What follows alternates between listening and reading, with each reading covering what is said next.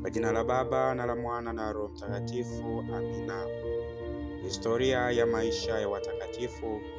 Tarehe 10 Machi, Mama Kanisa Mtakatifu anaadhimisha kumbukumbu ya wafiadini 40 wa Sebaste. Zamani zile alipotawala Kaisari Lisinio, Wakristo walisumbuliwa sana.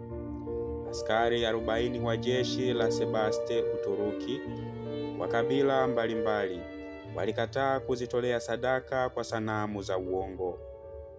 Kwa uhodari wakaungama dini ya Yesu Kristo. Hapo wakapigwa mijeledi, wakavuliwa nguo, wakatumbukizwa katika ziwa la maji ya barafu. Wakashinda humo usiku kucha. Wakati wa baridi kali maji yaliganda. Askari wafiadini hawa wakalia pamoja wakisema, Ee Mungu, tumeingia humu askari 40 pamoja, fanyiza twakuomba tutoke humu 40 pia. Saa ile ile askari mwingine aliyekuwa akilinda zamu akauona uwingu ukifunika, na malaika mwenye taji mikononi akawavika askari 39. Akasema moyoni mwake, huyo askari, liko wapi taji la askari wa 40?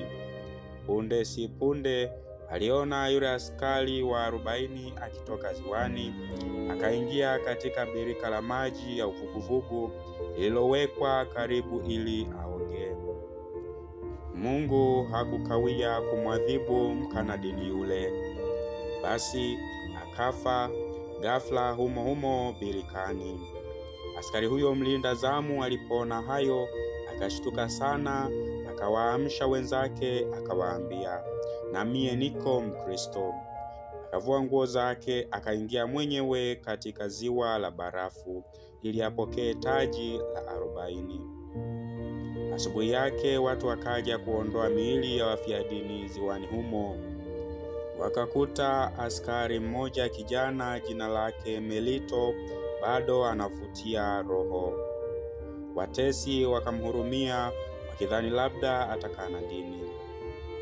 Hivi hawakumpakia garini pamoja na miili ya wenzake iliyopelekwa kuchoma moto. Mama wa kijana huyo akamtoa mikononi mwake akamwambia, haya mwanangu, uwe na moyo mkuu, bado kidogo utafika mbinguni. Kisha kusema hivyo mtoto wake akafa. Mama yake mwenyewe akaweka maiti yake garini pamoja na maiti za wenzake wafiadini. Watakatifu wafiadini 40 wa Sebaste, mtuombee.